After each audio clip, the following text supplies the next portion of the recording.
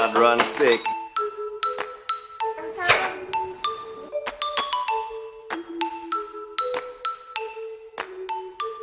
Hey and welcome to Wine Decoded. My name's Paul Khan. I'm the Chief Wine Hacker here at Wine Decoded, and first things first, a big thank you to you for coming and joining the Wine Decoded community. We're really looking forward to sharing all of the tips and tricks that we've learned making, drinking, playing with wine over the last 27 to 28, 29 years. And we're going to kick off today with the first of 5 sessions that are available to you and only members who have joined up to the Wine Decoded community.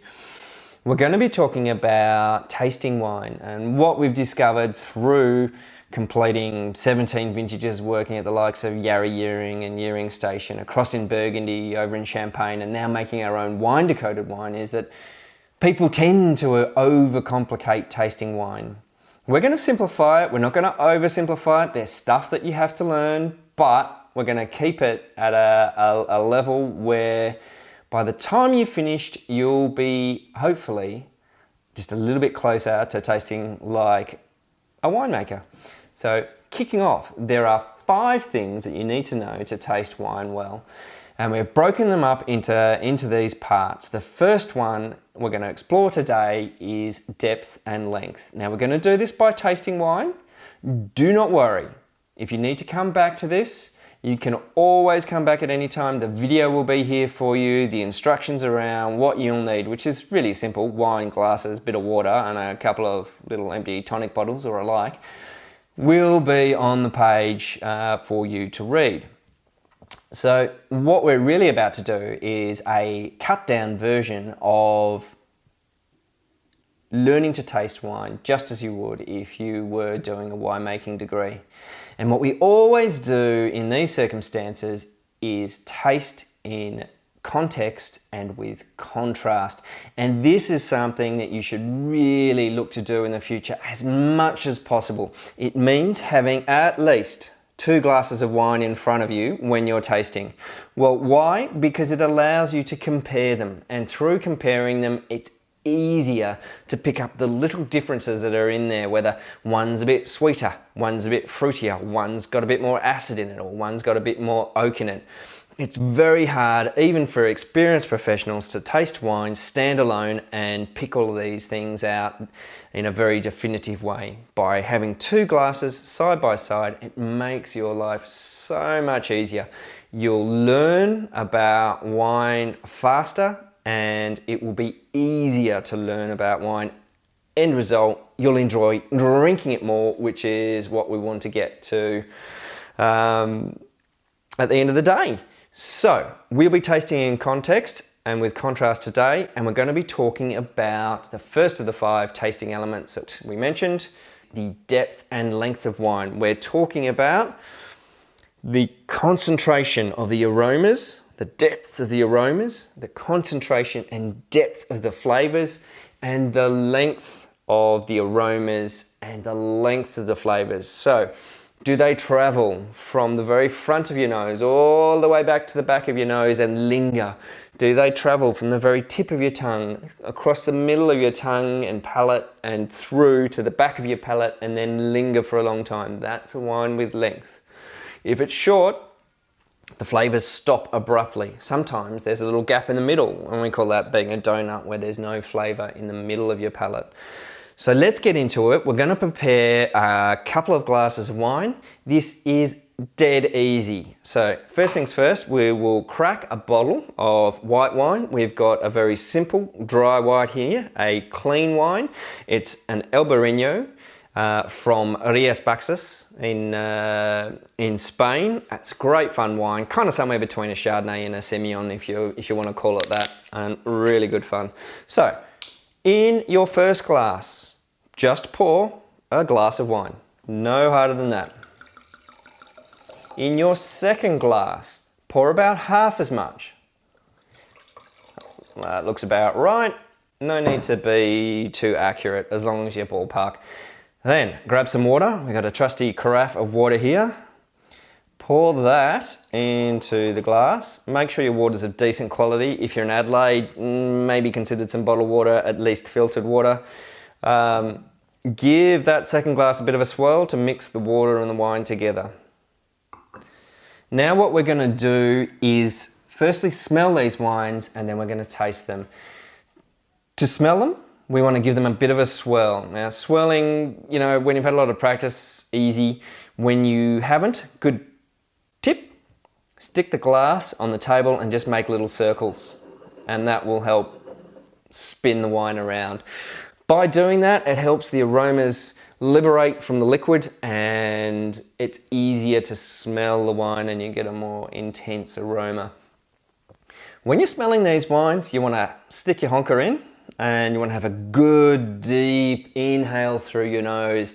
Sometimes it helps to close your eyes because that helps you concentrate just on the aroma. So give yourself a moment just to chill out. Hopefully you're doing this with a couple of friends and you can share your experience as well. So first thing, swirl. This is the 100% wine glass, no water in this at all. And then big inhale, close your eyes and concentrate on the intensity of the smell and the length of the smell.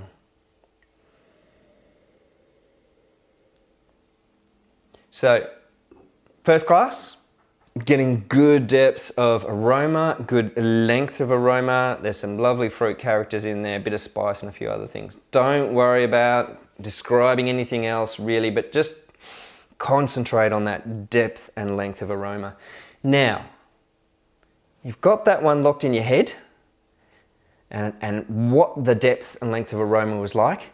Go to the second glass and this time, same thing, give it a swirl, big sniff, close your eyes and try and compare that back to the depth and length of aroma of the first glass.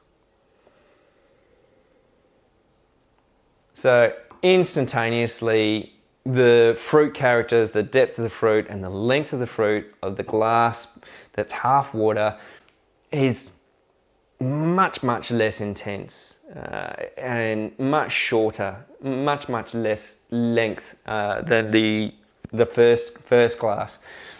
So you're starting to get a bit of an idea of depth and length in terms of aroma. And let's be honest, if you don't have good depth and length in your wine in terms of flavour, you're kind of getting ripped off and you may as well just be drinking water. Let's now go on to tasting the wine. We're going to smell it and then taste it. It's important to smell it first because a lot of the flavour is actually derived from smelling it, but not all of it. So you will see a difference between these two. We'll go back to the first glass, that's 100% wine, and we'll take our time, again concentrating on the flavour and the intensity of the flavours and the length of the flavours along your tongue, whether it be the front or the middle or the back of your tongue.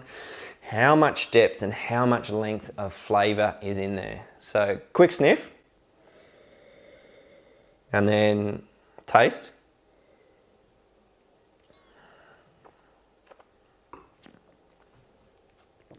You can swish it around your mouth a bit in the process. And again, we see here good depth and length of flavour.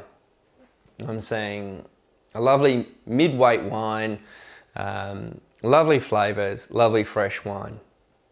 What happens when we go to the wine with half water, half wine? Well, it's going to be as you'd expect, but this is a really good palate training exercise. So grab the glass, again, big sniff, taste, swish it around your mouth, concentrate compared to the first one. This is again, this tasting in context and with contrast. Compare it to the depth of flavour and the length of flavour that you had in the first glass.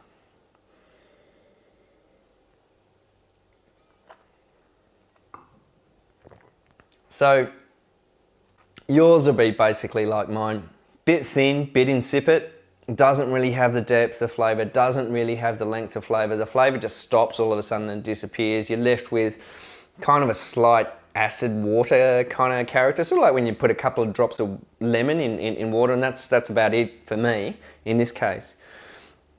So what we've just done here is start to help you create in your head a little bit of a central reference around what good depth and length of aroma and flavour is in a wine. Now if you do this every time you taste a wine, you concentrate on that depth and length of flavor and aroma. Over time, you will get an idea of what good depth and length is for any given wine style. So you're creating that central reference in your head that we rely on, because there is no machine really that tastes wine and tells us whether it has good depth and length. Well, not yet at least. So we need to create that central reference in our head.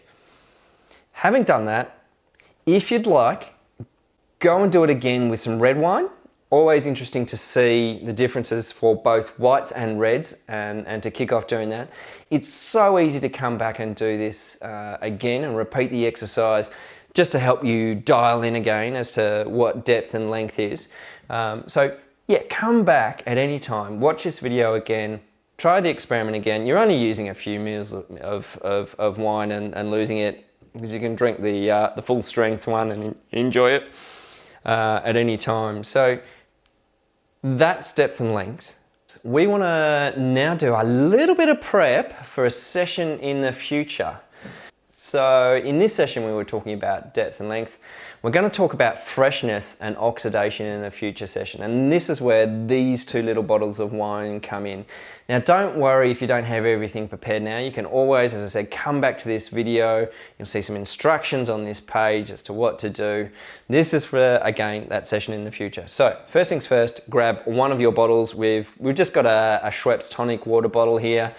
If you've got a lot of people that are doing this together, you'll need about 50 mils of wine per person, so you've got enough to taste it a few times and get the idea of what we're going to talk about when we get to it. So first bottle, what we're trying to do is make sure this doesn't oxidize at all. So we want as little oxygen getting into the wine and as little oxygen in the bottle by the time we finish. So simply just pour in a bottle full of wine. Do it gently so it doesn't glug, so you got less oxygen or less aeration taking place.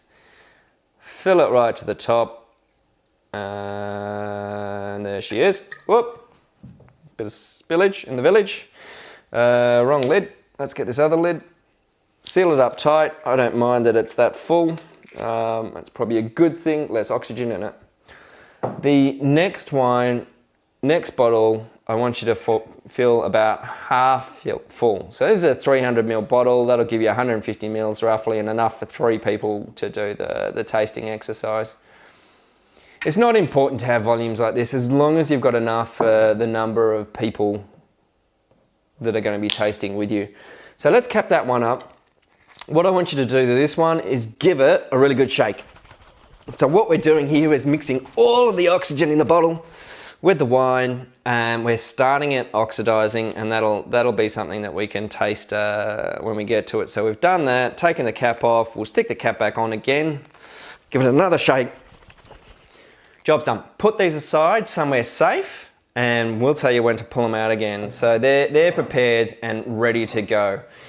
In our very next session, we're going to talk about balance, and for the balance tasting, you're going to need a few other things. They're listed on the page.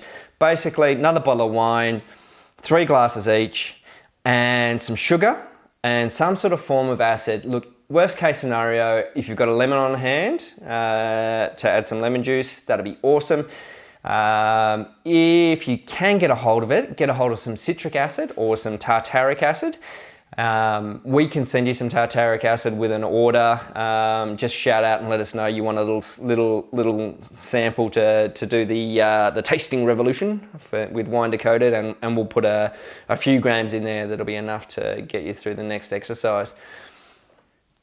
Look, I really hope you enjoyed our kickoff into the Wine Decoded tasting revolution. Today, we talked about the importance of tasting in context and with contrast, and we talked about depth and length and the importance of depth and length in wine. In a nutshell, if your wine hasn't got depth and length, you're kind of being ripped off and getting water with a bit of alcohol and acid in it rather than something that's got good flavour and good aroma. Please head to the bottom of the page, leave us a comment, ask any questions that you have. We'll try and get back to you with answers for those. In a few days' time, you'll receive an email letting you know the next wine bite, and where we're looking at part 2 of the Wine Decoded Tasting Revolution, Balance, is available. And there'll be another video just like this one where we're going to go through, taste some wine together, share our thoughts, and hopefully get some great feedback from you as to what you thought. And you'll be one step closer to having the complete picture of how to taste wine, just like we do as winemakers, show judges, and experienced professionals in the wine industry. Thanks again for joining us. We look forward to seeing you next time.